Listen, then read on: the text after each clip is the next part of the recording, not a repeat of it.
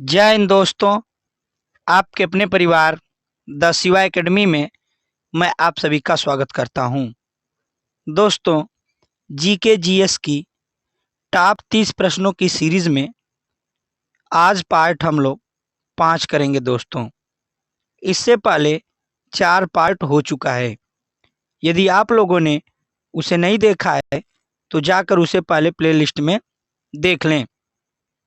Channel पे नए हैं तो चैनल को सब्सक्राइब कर लें, बेल आइकन की घंटी को प्रेस कर लें तथा हमारे इस सेशन को ज़्यादा से ज़्यादा शेयर करें।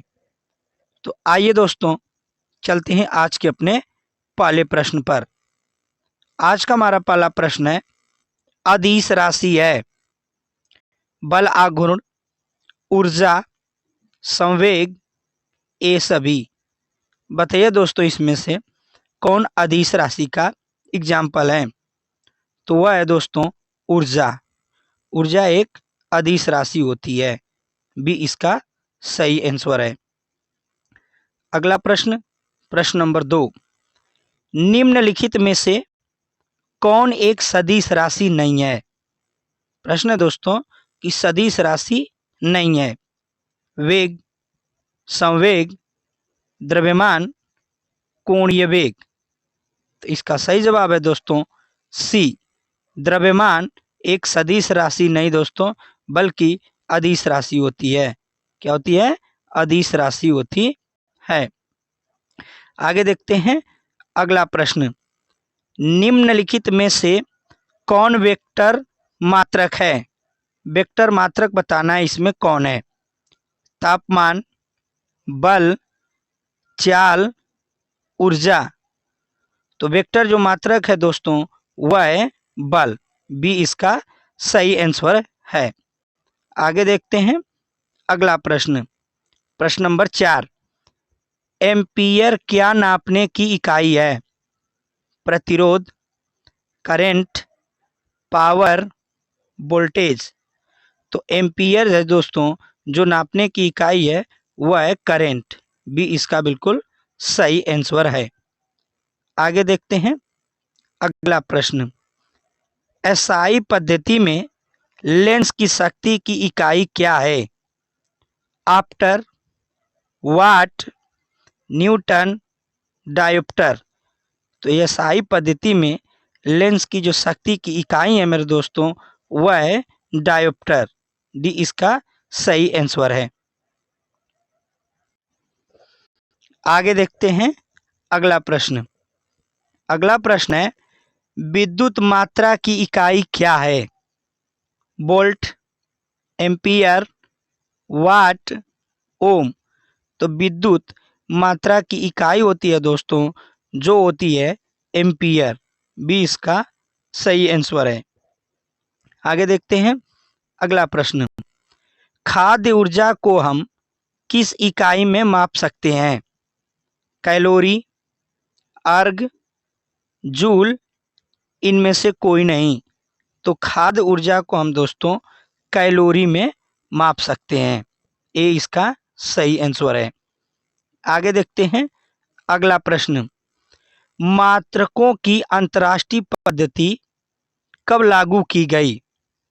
1971, 1985, 1991, 1965। तो मात्रकों की अंतर्राष्ट्रीय पद्धति दोस्तों जो लागू की गई है वह लागू की गई 1971 में। ये इसका सही आंसर है। आगे देख लेते हैं अगला प्रश्न, ज्योति तीव्रता का मात्रक है? आप्टर, कैंडेला, न्यूटन, इनमें से कोई नहीं। तो जो ज्योति तीव्रता का जो मात्रक है दोस्तों वह है कैंडेला। बी सही इसका आंसर है बिल्कुल। आगे देखते हैं अगला प्रश्न, प्रश्न नंबर 10, दाब का मात्रक है? वाट, डाइन, पास्कल, जूल। तो दाब का जो मात्रक है दोस्तों वह है पास्कल। सी इसका सही आंसर है। आगे देखते हैं अगला प्रश्न, निम्नलिखित में से समय का कौन सा मात्रक नहीं है? कह रहे समय का कौन सा मात्रक नहीं है। अधिवर्ष, चंद्रमा, प्रकाश वर्ष, इनमें से कोई नहीं।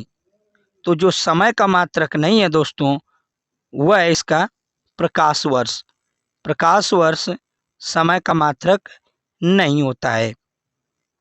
आगे देखते हैं अगला प्रश्न। पारसेक इकाई है चुंबकीय बल की, समय की, दूरी की या द्रव्यमान की।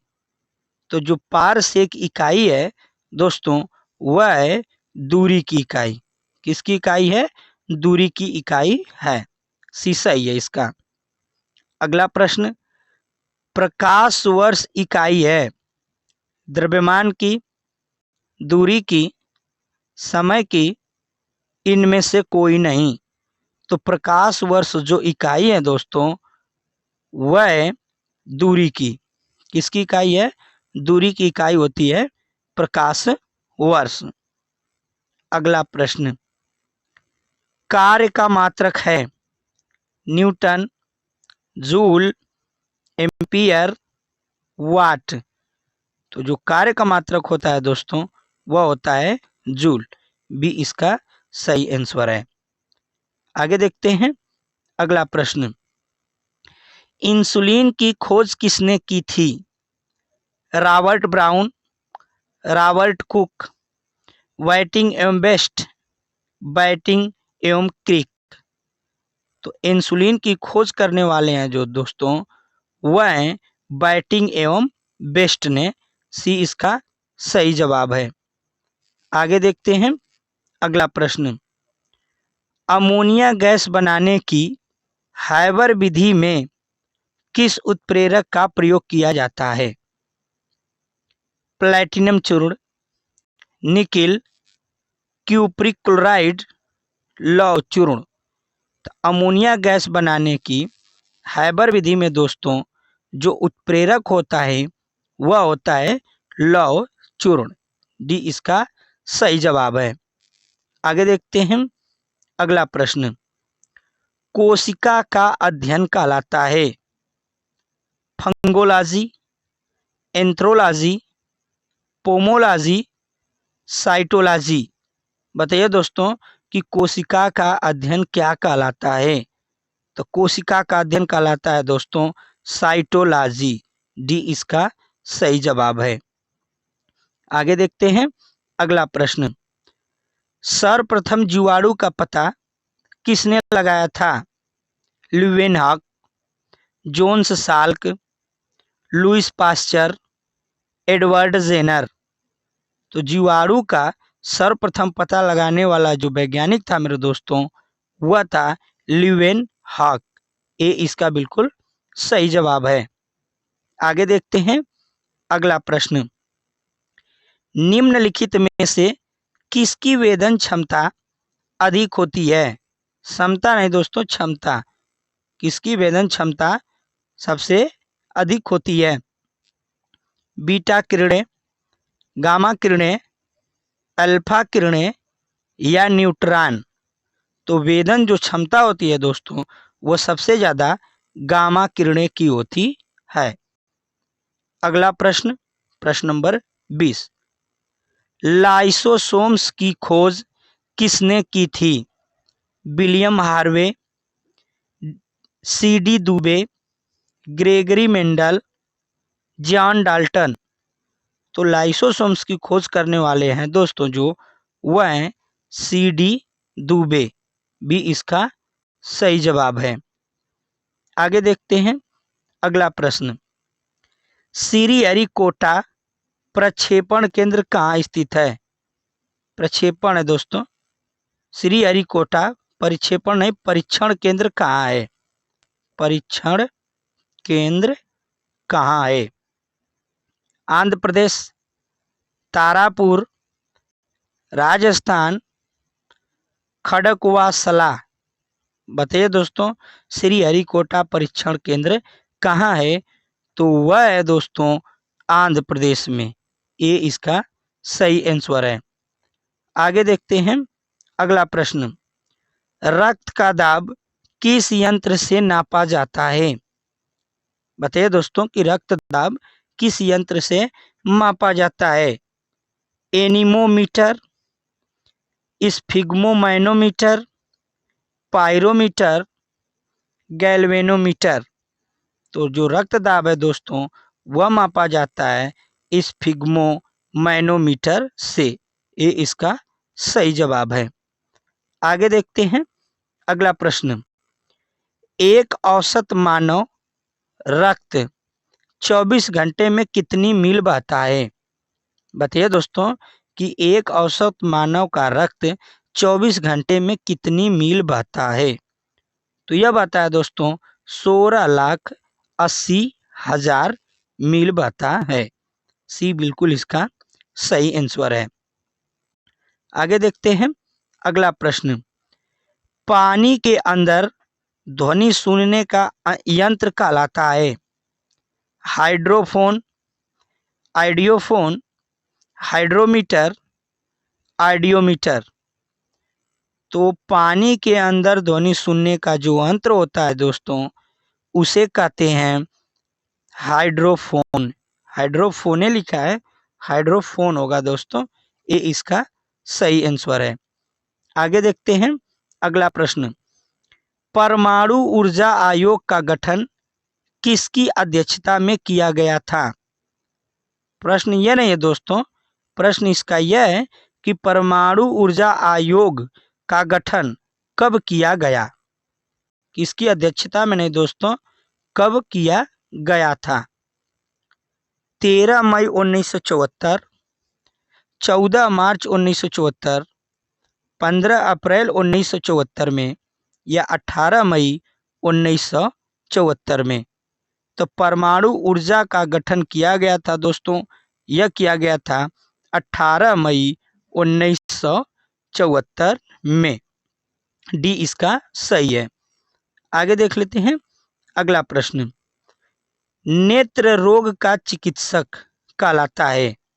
बताइए दोस्तों कि नेत्र रोग का जो चिकित्सक होता है वह क्या कहलाता है?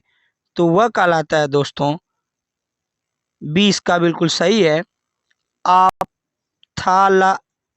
ऑप्थेल्मोलॉजिस्ट कहलाता है।